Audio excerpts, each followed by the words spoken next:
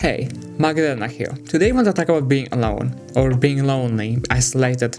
Different people create different things, even though they all mean something different. Not talking to anyone for prolonged periods of time, just sitting there with your thoughts and your bullshit. Like always, I'm not a self-help guru, just a depressed 21-year-old hoping my story will make you feel a little less alone.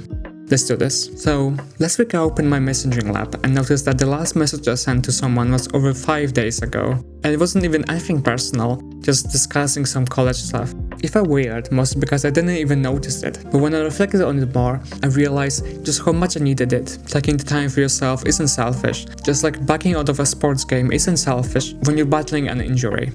I know some of you don't really understand it, so I'll try to put it into simple terms. I often come across people criticizing their close ones for not replying quickly, not calling back, not starting the conversation. And yeah, if it's very prevalent and the person does it all the time, it's probably not a good sign for a relationship. But there are also people like me who process human contact differently than you.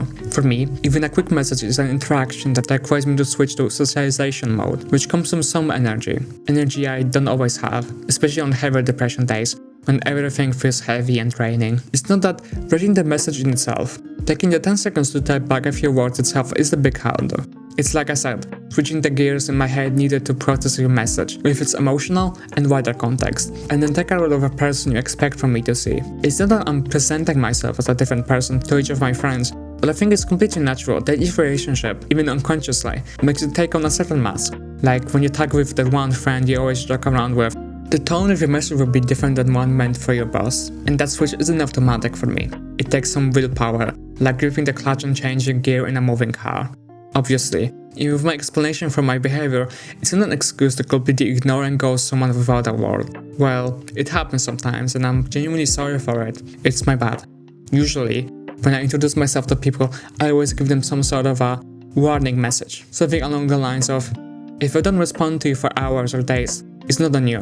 I function like that with literally everyone. Of course, it's not such a cut and dry issue. I always make sure to apologize, though it never comes with a real promise of change. That would be just dishonest. You can be sorry about something, but unable to change it. It's not hypocritical.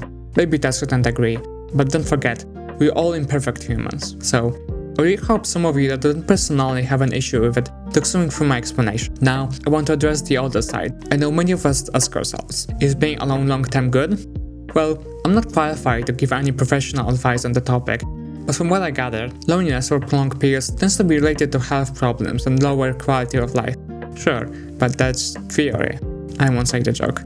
In reality, there are many phases and variants to staying alone. I think that, for a rule of thumb, if you're even asking yourself the question, would it be okay if I spend some time alone? Then do it, to a degree that's possible in your circumstance. I'm not saying just grab your things, abandon your family and friends and live in a cabin in the woods, but maybe discuss with those around you that you'd like to get away alone on a weekend, or take some time in the evenings to go to the gym by yourself. For me, being exposed to very minimal human interaction is a good thing. It prevents the anxiety and deep-rooted discomfort that comes from complete loneliness. So, just sharing a space with others physically, but being mentally checked out, might be a good solution. Bring your headphones, play some music, or put on noise cancellation and zone out to your thoughts. And like I said in the beginning, taking a break isn't selfish if you really need it to recover, but make sure to communicate that properly. Tell others that you need space and that they should only contact you in emergencies, and then go spend your alone time.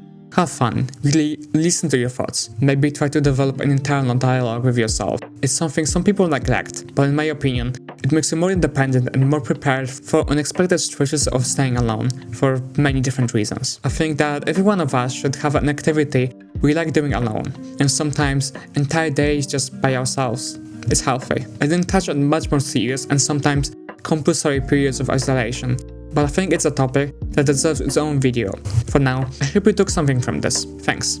It was Magdalena, and I hope you leave tomorrow in a way you won't regret.